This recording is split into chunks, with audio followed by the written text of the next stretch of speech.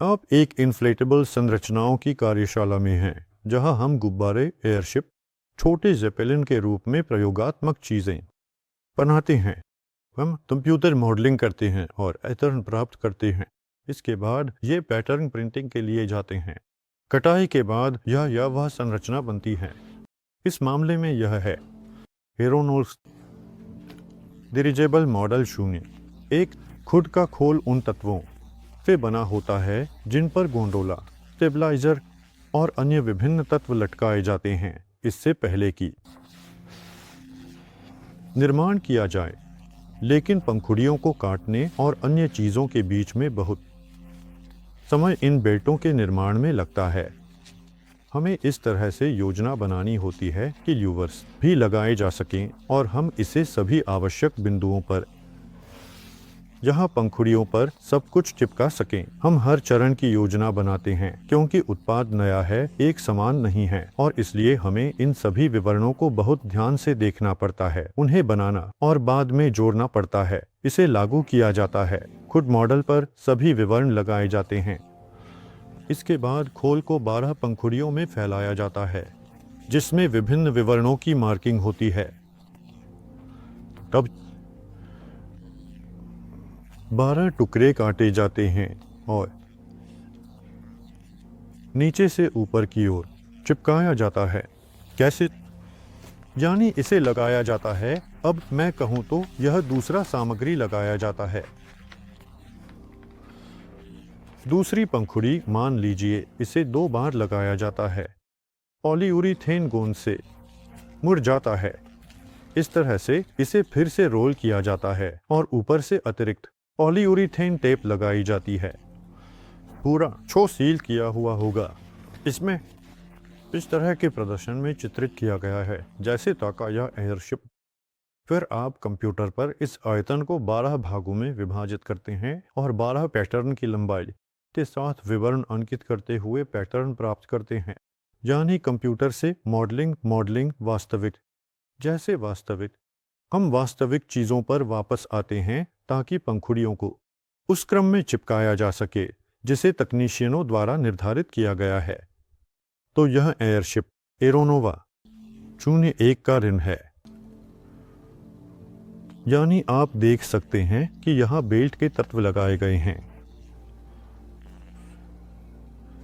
नाक की मजबूती, पूंछ की बेल्ट की मजबूती यहाँ वह आकार में है। शुरू होता है नाक से, जहां विभिन्न भरा शुरू होते हैं। ये बेल्ट चिपकाने की लाइनें, यह बेलनेक चिपकाने की लाइन है।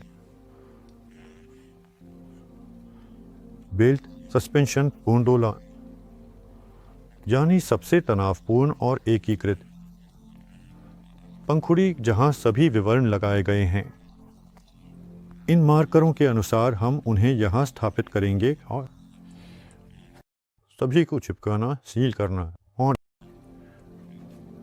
सभी 12 पंखुड़ियों को तैयार करना। यानी जैसे मान लीजिए पहले वाले बाईं ओर स्थित थे 2, दाईं ओर भी हम गलतियों की जांच करते हैं, कमियां कहाँ हैं, और वे होती हैं तो हम डिजाइनर से संपर्क करते हैं ताकि उन्हें ठीक किया जा सके और सब कुछ सामान्य स्थिति में लाया जा सके। ये वे विवरण हैं जिन्हें एयरशिप पर चिपकाया जाएगा। सभी बेल्ट सिर्फ इस विशेष एयरशिप पर बन गया।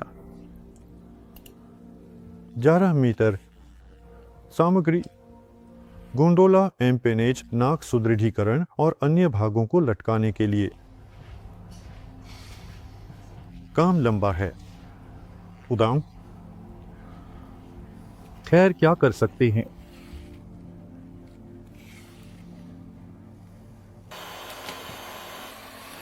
मैं थर्मल प्रोसेसिंग कर रहा हूं ताकि यह सब एकजुट हो जाए और इसके बाद एक साधारण मशीन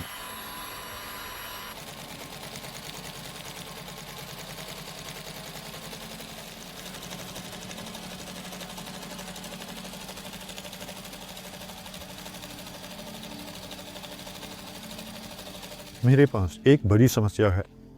समझ गए? कल पसीना टमस दही। खैर मैंने कल पूछा आप इसे किससे लटकाएंगे। पहले आप रस्सी से बांधकर चलाएंगे। हाँ, मतलब यह स्टॉक है और यह कहीं नहीं जाएगी, क्योंकि यह पाइप यह वहाँ रेडियस के अनुसार जाती है। इसे मुड़ा हुआ होना चाहिए। और जब खोल हवा से भरी होगी, यह बस इस तरह से खिंचाव में खड़ी रहेगी, कहीं नहीं जाएगी। तो बस शांति से, जैसे ही हम इन बेल्ट्स को खोल पर चिपका देंगे, हम ज़रूर इस पाइप को भी हम साफ करेंगे, ताकि कभी कभी ऐसा होता है गोंद अंदर चला जाता है। हाँ, गर्म किया, वह हट गया। तो ये हैं बेस बैंड की मजबूती के लिए बेल्ट्स। और अब हमने बेल्ट्स के निर्माण में लगभग 60% काम पूरा कर लिया है। सभी बेल्ट और टोपी बन जाने के बाद कुछ अन्य तत्व तब सामग्री की पंखुड़ियों के अनुसार कटाई शुरू होती है। मुख्य पंखुड़ी विज्ञापन से यह है। एरोनोवा का कपड़ा, जो पहले से ही छपा हुआ और असेंबली के लिए तैयार है। कुल मात्रा के लिए खोल, मान लीजिए हमने 5 से 6 या 10 पंखुड़ियों को चिपका दिया है। हम खोल को मेज पर छोड़ देते हैं ताकि वह एक दिन के लिए पड़ा रहे, क्योंकि कभी कभी सिलाई पर मोड़ आ जाता है और हाँ, वे धूप में सीधा हो जाते हैं।